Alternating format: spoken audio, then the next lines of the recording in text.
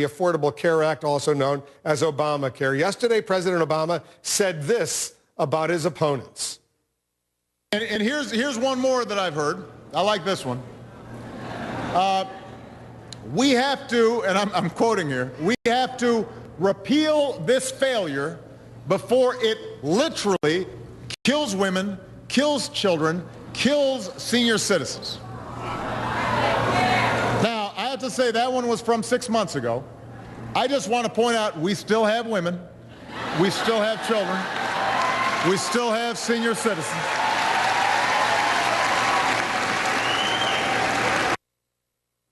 Strong words from the president. Here's the Republican claim he was referring to.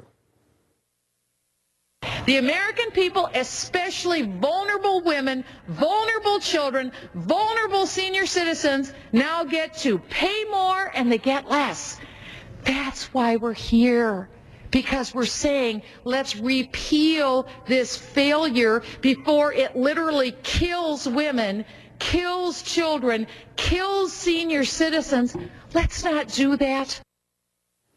All right, joining us is the Republican Congresswoman who said those words, Michele Bachmann. Thanks so much for coming in. Thank you. All right, you really believe if this law, and it is a law, passed by the House, passed by the Senate, signed into law by the President, approved by the Supreme Court, goes into effect, that women, seniors, children are going to die? That's the greatest fear that Americans have. And the president got a big applause line when he made that statement. But it'll be very unpleasant if the death panels go into effect. That's the IPAB board. If we have denial of care for women, children, senior citizens, or if we have problems where people aren't given the drugs that they need, maybe they'll be not denied drugs for breast cancer. You bet this can happen. That is what I'm worried about. Not just me, people all across the United States. So this is literally an issue of life and death. That's why you see this struggle in the Senate. Absolutely, but don't you realize that millions and millions of Americans, millions and millions of Americans will now have health insurance? Earlier, they didn't have millions and millions of Americans are losing health insurance right now. They're being thrown off their employer-paid health insurance. But they'll be eligible to go to these exchanges and buy health insurance. I was in a meeting this morning, Wolf, and we were told again that the people who will be thrown into the exchanges, the health care premiums that they'll have to pay, even when they're subsidized, will be more than what they're paying now. So I firmly believe that we could see that more people are actually going to be negatively impacted by ObamaCare than help. Just the opposite of what the president's hopes were. Well, let's go through some of these points, and you tell me if you think it's good or bad. Is it good or bad that children can now be on their parents' health insurance policies until they reach the age of 26? Well, these are benefits that are being done now, privately contracted in the private sector. But that's part of Obamacare. But again, what we're talking is about is... Is that good or bad?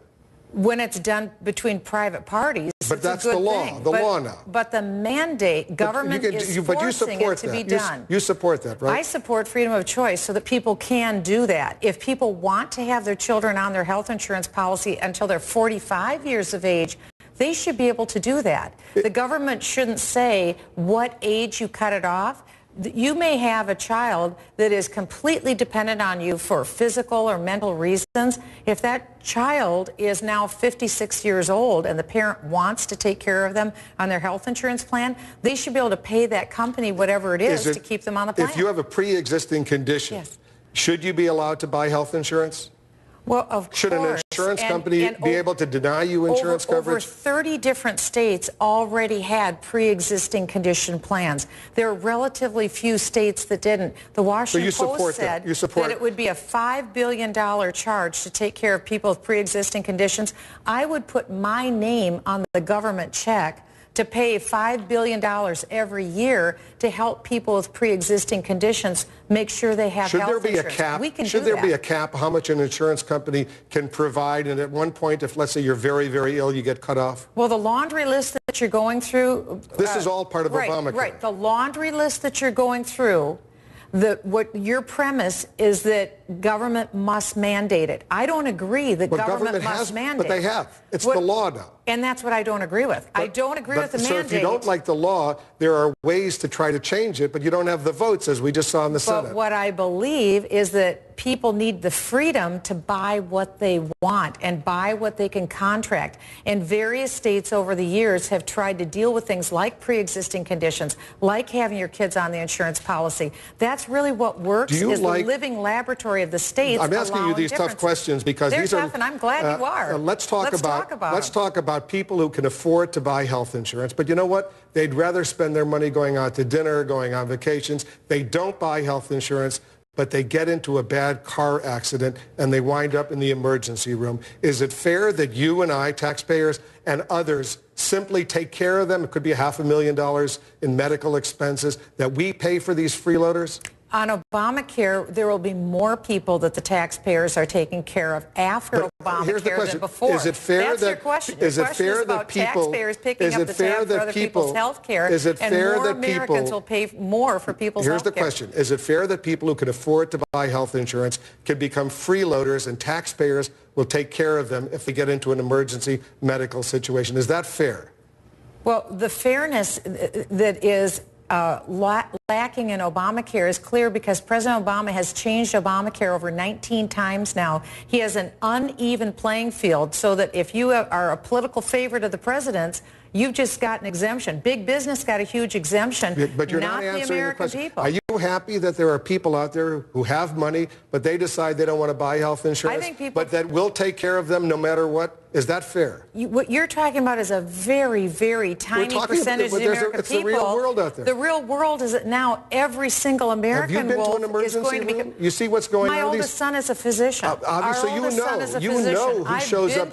These are people who don't have health insurance, and we take care of them. Quite often, it's illegal aliens. Illegal aliens show up, and so we, the American taxpayer, are picking up the tab for people who aren't American citizens. I'm just telling you. That's another subject. But what about if you're an American citizen and you can afford to buy health insurance and you don't? But you just want to take advantage of the situation. The bottom line of your question, Wolf, is that is it fair that the American people are picking up the tab for other people's health care? We have over 300 million Americans. The estimate was 46 million Americans didn't have health care, but that also included illegal aliens.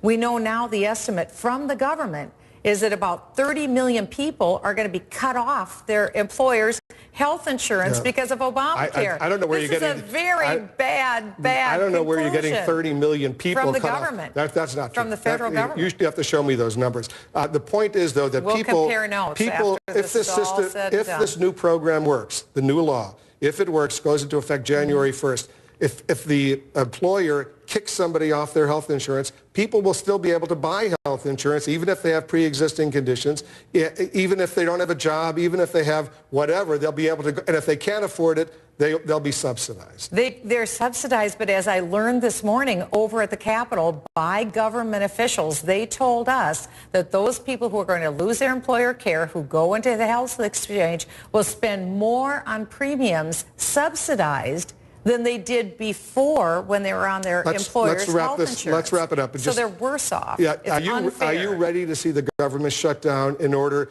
to defund Obamacare? The government doesn't go into shutdown. The accurate term is goes Monday into night. slowdown. All right. Well, there's huge chunks of the government will not be funded. And 17 times since the 90s, it's gone into the slowdown. I hope Harry Reid doesn't do that because in the House, we already fully fund every part of government, Social Security, Medicare, Medicaid, you're going to have to consider everything but Obamacare. Here's the simple question. This language that the Senate has just voted on to pass a continuing resolution, nothing to do with defunding Obamacare. It allows the government to go forward. Will you vote in favor of it? I won't vote for it, and I don't think a lot of Republicans will because we want to delay. Were you around in 95 and 96 when there was a government shutdown? Well, remember, there were 2 government shutdowns in the month before Ronald Reagan ran for president in 1984, and he won by a landslide. The American people fear Obamacare. It's more unpopular now than ever before. They want us to fight to defund it and delay it. But there are ways to fight without shutting down the government or raising questions about America's credit worthiness. We don't want to shut it down. I don't know why Harry Reid or President Obama wants to shut it down. They don't want to shut it down. That's not what we want to do. Well, we didn't. We're the first ones to fund government. We fully funded it, but for Obamacare. And that's what the American people want us to do, fight for them, and that's what we're doing. We believe in fairness, and Obamacare is anything but fair. Is Karl Rove a smart political Republican analyst? I believe that what the American people want is for us to fight for him. I'm not here to talk about Karl Rove. Because he says, what I'm talking about are the American people. Political blunder to link these issues. They need wonderful health care. They need us to fight for fairness. And right now, President Obama has picked winners and losers among the American people. And James Hoff of the Teamsters Union says the unions are losers under Obamacare. We're fighting for James Hoff and the Teamsters Union to be treated equally with big business. We believe in labor. We're fighting for them. I never thought I'd see the day that you're supporting James Hoffa and Teamsters and the AFL-CIO. Michele Bachmann, Republican of Minnesota. Good to have you back. Hey, you're going to be around a little bit more visibly, much right? More. We'll have you back. Thank you. God bless you. Thank you. Thank you. We'll continue the special coverage of what's going on.